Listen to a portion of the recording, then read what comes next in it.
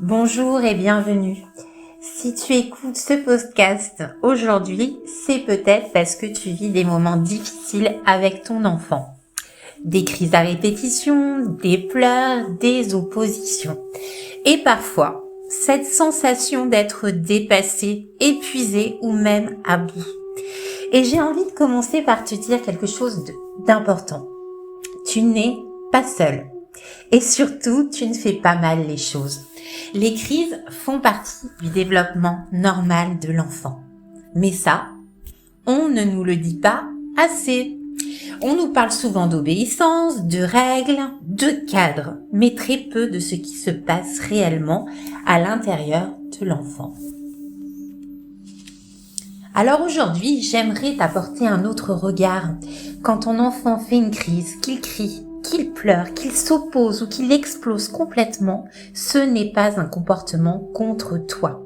C'est une réaction à quelque chose qu'il ne sait pas gérer. Le cerveau d'un enfant est encore en construction.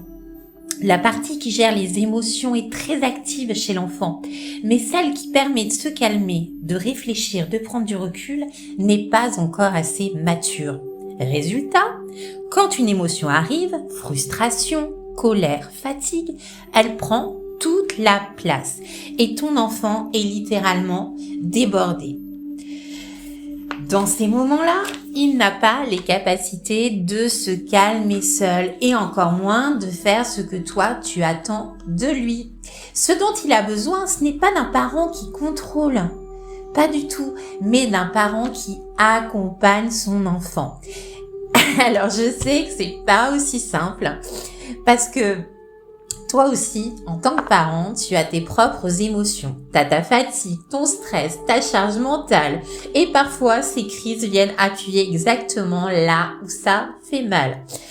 Alors, on réagit comme on peut. Parfois, on élève la voix, on menace, on cède. Et souvent, qu'est-ce qui se passe? On culpabilise après. Mais ce que j'aimerais que tu comprennes, c'est que ce n'est pas une question de volonté, c'est une question d'outils. Et la bonne nouvelle, c'est que ça s'apprend. Alors concrètement, qu'est-ce que tu peux faire? La première chose, c'est d'essayer de ralentir, de ne pas réagir immédiatement. Même quelques secondes peuvent suffire à changer la dynamique.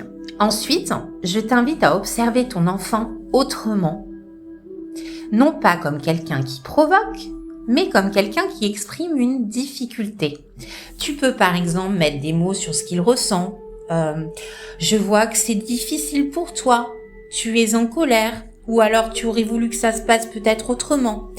Ce n'est pas céder, c'est reconnaître son émotion. Et ça, je peux te garantir que ça apaise énormément. Autre point essentiel, évite de vouloir expliquer ou raisonner pendant la crise. À ce moment-là, ton enfant n'est pas disponible pour ça. C'est comme essayer finalement de discuter avec quelqu'un en pleine tempête. Ça ne fonctionnera pas.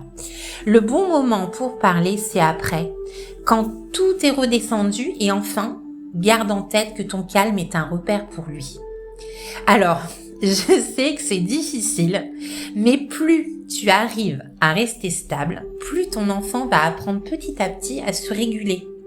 Alors, c'est pas magique, c'est pas immédiat, mais c'est profondément efficace et surtout, c'est sécurisant. Parce qu'au fond, derrière chaque crise, il faut bien se dire qu'il y a un besoin d'être compris, un besoin d'être accompagné, un besoin de sécurité.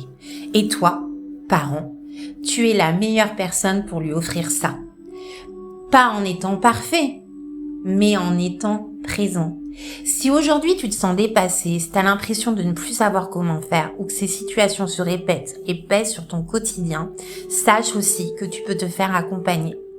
Et si ce podcast t'a aidé, n'hésite pas à t'abonner à la chaîne pour recevoir d'autres conseils concrets, bienveillants et adaptés à ton quotidien de parent.